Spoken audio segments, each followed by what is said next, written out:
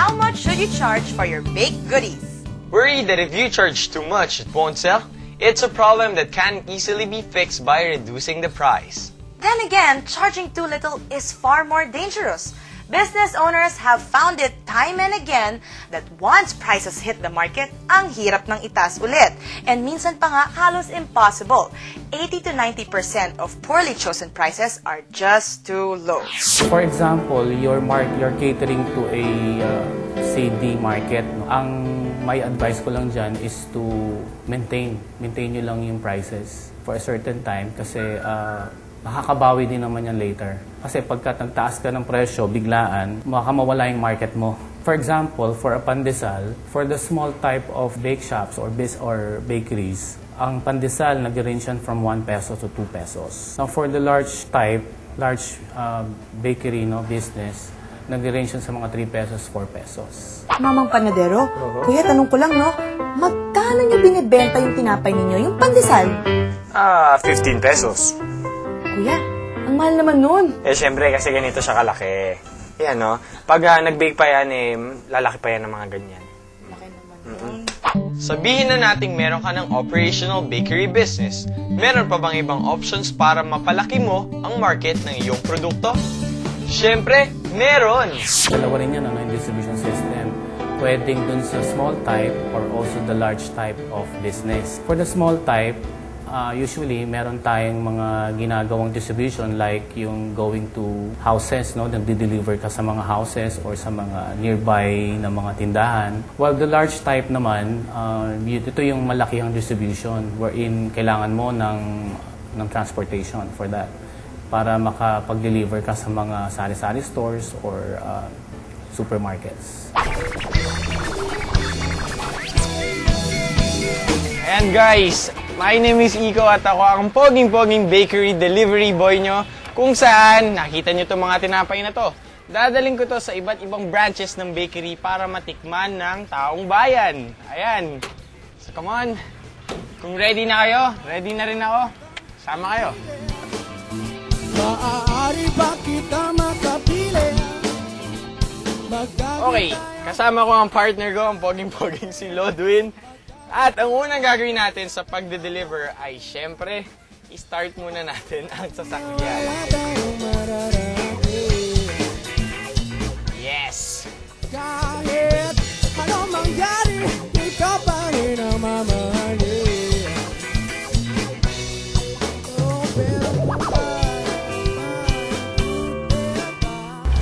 So ano yan kuya? Nagtitinda ka rin ng tinapay o naghahatid ka na lang ng order sa mga... So, orderin nila sa office, tapos ikaw nag-ahatid ng order nila. Woo! Yan. Mag-ahatid na tayo ng tinapay. Yan, okay. Woo! Ito na to, guys. Handa na ang tinapay.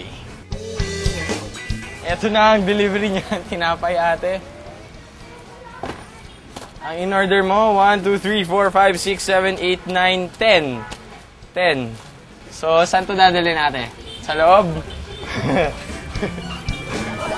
Okay, saan ito ate? Dito ba?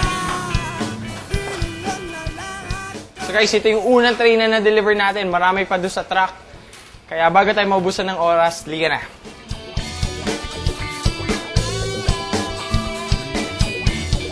$235 cases. Cases ba tawag dito? Trays. Okay guys, ayan. This is my last and 10th tray for the day. Siyempre bukas, kayod na naman at magde-deliver ulit ako ng mga tinapay. Pero guys, it's a very, very good business. Kaya kung ako sa inyo, deliver na rin kayo. Kuya, saan nyo ba dinadala yung tinapay pagkatapos? Siyempre, dadali na namin yan sa mga bakery pag naluto na, o minsan naman pinapahatid namin sa mga panadero para mabenta, o minsan naman sa grocery. Naku, kailangan ko na umalis. Umalis? 12 o'clock, di naman kayo Cinderella, kuya talaga. Hindi, kailangan ko na tong ihatid para umabot ako sa deadline ko. Ihahatid. Teka lang, kuya. Di pa siya luto eh. Ito, papainitin natin. Ayan, maluluto na yan. Mauna na ako. Just think about it, Chal. Ang dami palang business options na pwede nilang gawin upang mas mapalaki ang kita nila sa isang bakery business.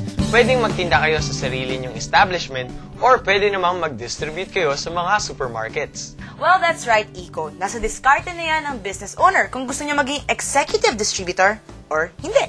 Eh, paano naman kaya ang dapat nilang gawin kung gusto nilang mag-distribute sa supermarkets and groceries? Ang importante kasi sa distribution system, yung shelf life or yung tinatawag naming pull-out, yung pull-out dates.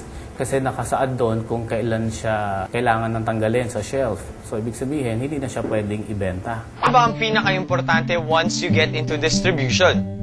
Siyempre, yung deadline. Dapat you can show everybody that you can deliver the goods on time, di ba?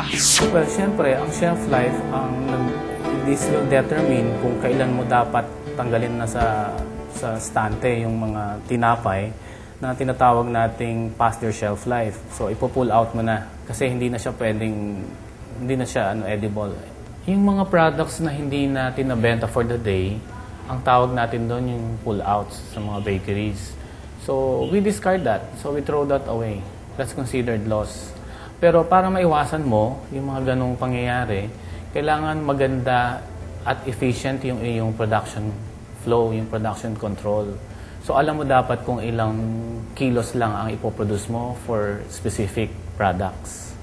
Chal, alam mo, may napapansin ako sa'yo. Ako, napapansin mo. Sure ka hindi yung mga babaeng yon? Oo, hindi. Ikaw lang talaga eh. Kasi iba eh. May glow ka ngayon eh. Alam mo yun? Talaga, Iko? O iba may dating eh. Parang yung mata mo meron siyang sinasabi. Fair? Ano sinasabi ng mga mata ko, Iko? Sinasabi niya, kaching! Kaching! Ikaw, puro ka talaga kalokohan. Hindi.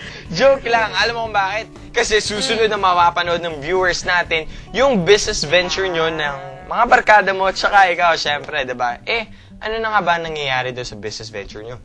Yun nangyayari. Well, Aba, mukhang good news yan ah. If I were you guys, I wouldn't miss it dahil susunod na yung business venture ni Chal at ng kanyang mga barkada. Dito lang yan sa Go Negosyo Big Time!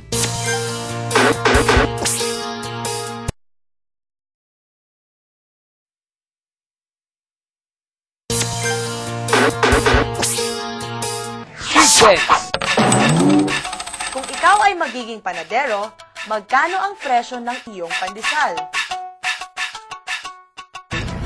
10 piso siguro. Para mabusog, piso.